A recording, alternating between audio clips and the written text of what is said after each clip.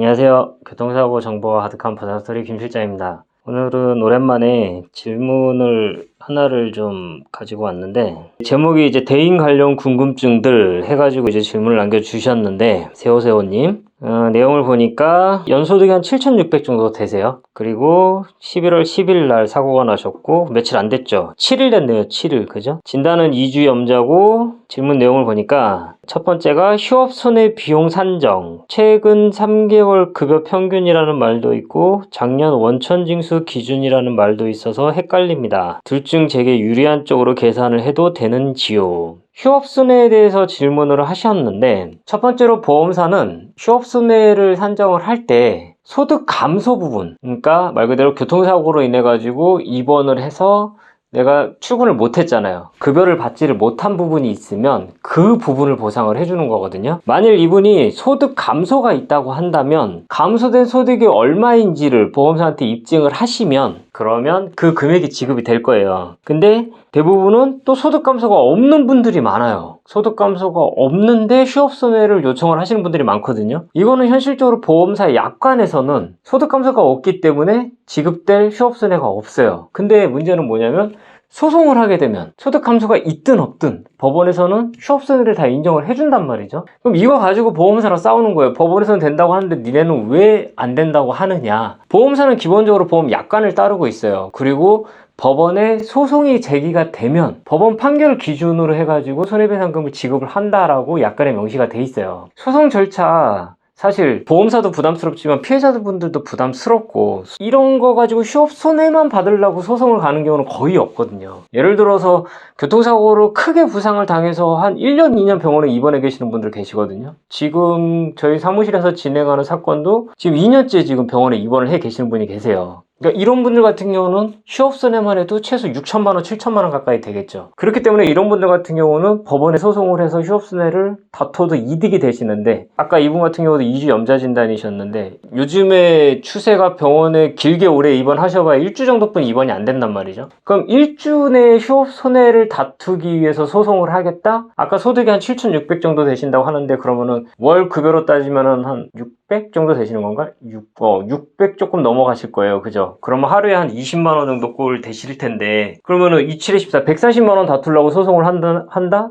사실 이거 말이 안 되는 소리거든요. 그렇기 때문에 보험사에서도 약관에 따른 휴업손해를 주지는 못할지언정 어떻게 됐든 간에 그 금액만 맞춰주면 서로 합의는 될 거 아니에요. 그러다 보니까 그 금액 안에서 뭐 향후치료비로 맞추든 뭘 하든 그 금액만 만들어가지고 합의를 하는 경우가 굉장히 많고, 피해자분들도 사실 소득 감소가 없기 때문에 어느 정도 금액만 맞으면 보험사랑 그냥 합의를 하는 그런 케이스들이 가장 많아요. 사실 소송까지 가는 경우는 그렇게 많지는 않다. 완전히 고액연봉자 같은 분들 같은 경우는 뭐 그렇게 하실 수도 있겠죠. 고액연봉자인데 입원을 2주 정도 했다. 근데 2주 동안의 휴업손해가 한 1,000만 원 가까이 된다. 그러면 소송해볼 수도 있겠죠. 근데 사실 그렇게 쉽지는 않아요. 소송을 하겠다라고 내가 마음을 먹고 이걸 실질적으로 행동으로 옮기기가 그렇게 쉽지는 않다라는 거. 그런데 이제 이분이 물어보는 건 이제 3개월 평균 급여로 하느냐, 아니면은 작년 원천 징수 기준으로 하느냐, 뭐 이거를 물어보셨는데, 그 급여의 기준은 보험 약관에는 이렇게 돼 있습니다. 매월 소득의 변화가 없이 꾸준히 매달 600만 원씩 계속 받는 거예요. 그렇다라고 한다면 3개월 평균으로 하시면 돼요. 근데 보통 우리 직장인들은 매월 급여가 있지만 계절별로 급여가 변동이 되는 경우도 있고, 아니면은 뭐 분기별로 상여급을 받는다든가 뭐 이런 식으로 급여의 변화가 매달 좀 다르신 분들이 있거든요.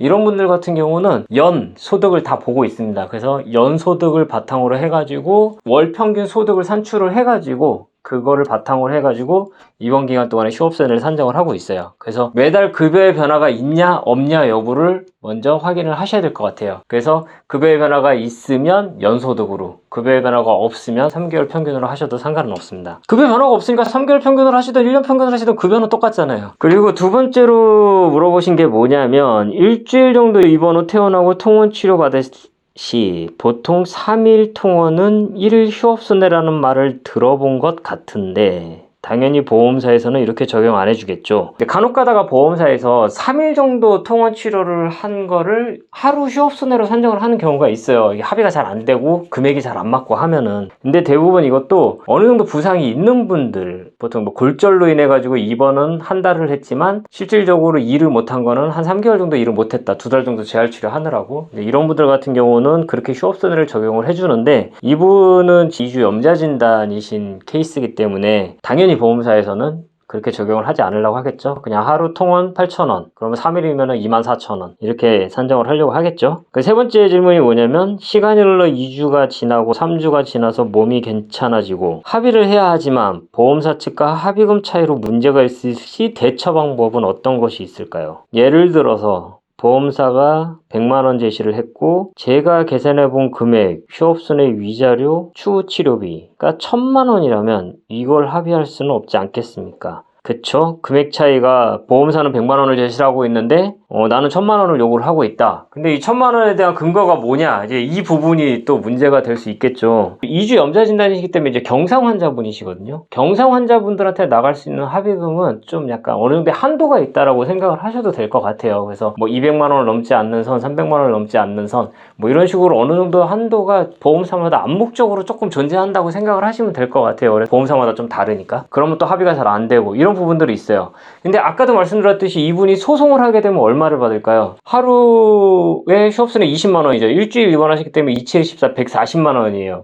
이 사건 소송을 하게 되면 위자료 한 100만원 정도 받으실 거예요. 그러면 이분이 소송하시면 240만원 정도 받으실 수 있거든요. 통원치료에 대한 보상은 없고 향후치료비 안 나올 거고요. 그러면 이분은 소송에서도 240만원을 받을 수 있는 사건이기 때문에 이거를 바탕으로 지금 현재 보험사에서 100만원 제시, 그리고 내가 소송하면 240만원, 그러면 뭐 100에서 300만원대 안에 합의금이라고 한다면 보험사랑 합의돼 볼 수 있겠죠.